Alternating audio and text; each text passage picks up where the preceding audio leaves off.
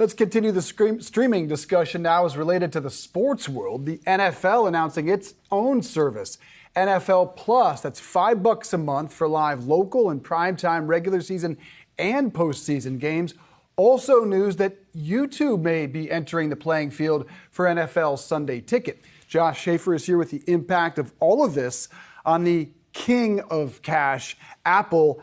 How does this move impact them? Yeah, Dave. So we now have Apple, who we have known to be in the winner's circle. We've heard from multiple analysts. They're in the winner's circle. A lot of outlets are reporting that it seems like Apple's in the lead. But Google comes in, which is interesting, and Amazon. They both have all three of them have plenty of money to play with. Not as much as Apple. Apple is the cash king. And a lot more than Disney, though. So you can see kind of this is definitely going to go, this is going to go tech style for sure. And I think what the interesting thing with NFL Plus is for Apple is it's kind of the NFL taking a little bit of the piece of the pie for itself, right? They want to build out this streaming service, and it seems like Apple might be caught up in these discussions with, well, do we get NFL Plus if we pay $2.5 billion?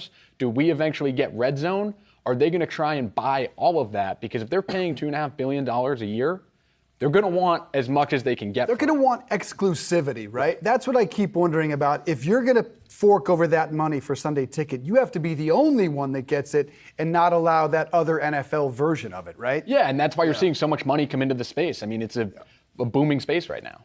Let me ask you something. We had an interesting discussion in our meeting earlier. We know through one particular NFL team that happens to be public, kind of back in the envelope calculations out of that. What does this mean for Apple and also for the other teams? Yeah, Jared. So it's an exciting day for Green Bay Packers fans. It's owner shareholder day. And really what we get as NFL fans and watchers is we get a good look at the revenue, right? So if you look at the national revenue for the Packers there, you can see it comes in at $347 million. That's the shared revenue.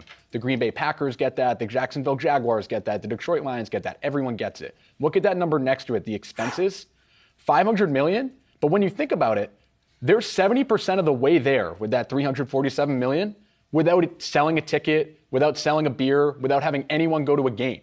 So then you only need to cover 30% more and you're profitable. That's why all of these billionaires want to buy sports teams. It's a very cash flow positive business. And when you think about the national broadcast rights that are coming in the next 2 years, guys, that we're talking about, Amazon, that $1 billion deal that starts this year, that's not included in that number. The $2.5 billion that's reported for NFL Sunday Ticket, that's not included in that number.